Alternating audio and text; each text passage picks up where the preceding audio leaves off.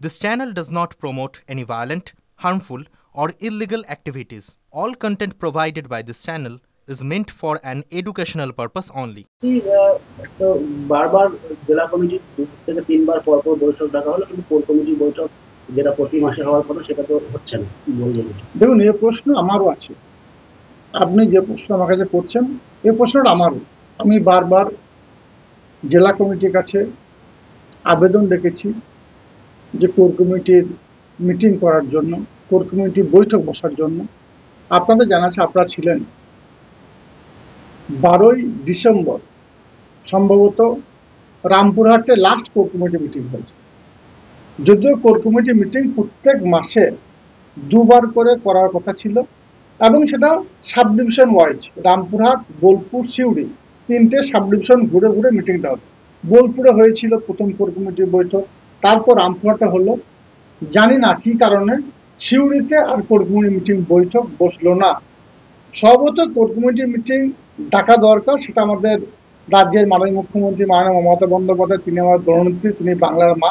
তিনিও পরিষ্কার করে দিয়েছেন নেতাজি ইন্ডোর স্টেডিয়ামে যে সবাইকে নিয়ে চলার বার্তা দিয়েছেন, কোর কমিটি সবাইকে নিয়ে মিটিং করার কথা বলেছেন।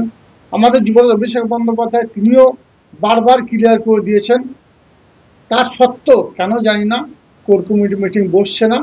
কিন্তু কোর কমিটির মিটিং বসা প্রয়োজন বলে আমি মনে করি, কারণ এই কোর কমিটি মমতা বন্দ্যোপাধ্যায়ের নির্দেশে বা নেতৃত্বে 23-এ নির্বাচন করেছে, অভাবনীয় রেজাল্ট করেছে। 2,67 গ্রাম পঞ্চায়েতের মধ্যে 4-5টে বাদ দিয়ে সব গ্রাম পঞ্চায়েত তৃণমূল কংগ্রেস ঝুঁতে এসেছে।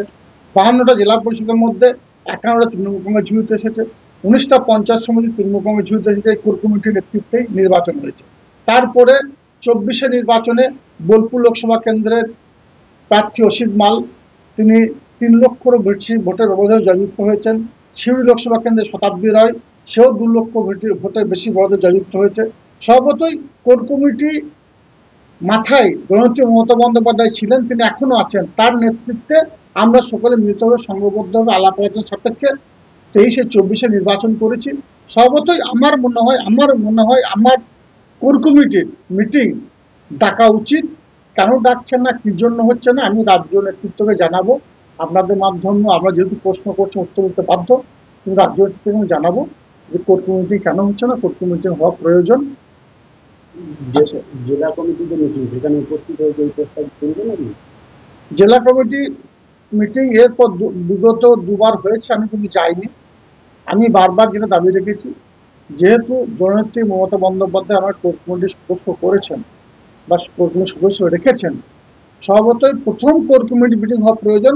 কোর কমিটি মিটিংয়ের সিদ্ধান্ত হবে, তারপর জেলা কমিটি মিটিং হবে।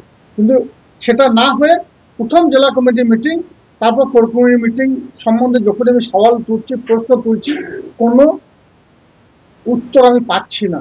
সর্বতই আমি রাজ্য নেতৃত্বের কাছে আবেদন রাখবো বা রাজ্য নেতৃত্বকে আমি এ বিষয়ে অবহিত করব যে কোর কমিটির মিটিংটা হওয়া বাঞ্ছনীয়। কারণ সামনে 26-এ নির্বাচন, যদিও বীরভূম জেলার 11টা বিধানসভা আছে, 11টা বিধানসভাতে তৃণমূল কংগ্রেস ব্যাপক ভোটের ব্যবধানে জয়যুক্ত, এই বিষয়ে দ্বিমতের অবকাশ নেই।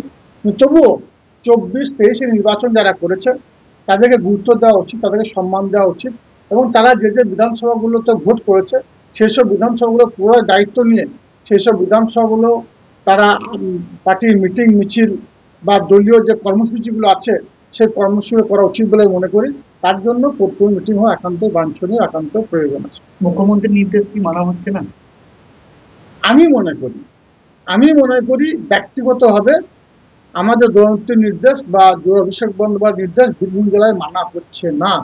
যদি মানা হতো তাহলে কোর কমিটি মিটিং মাসের যে 2 বার করে করার কথা সাব ডিভিশন ওয়াইজ, সেই মিটিংটা হতো। কিন্তু কোর কমিটি মিটিং না ডেকে জেলা কমিটিকে, বর্ধিত জেলা কমিটিকে প্রায়োরিটি দেওয়া হচ্ছে, কোর কমিটিকে কোনো গুরুত্ব দেওয়া হচ্ছে না। এটা বাঞ্ছনীয় নয়। জেলা কমিটির মিটিং কে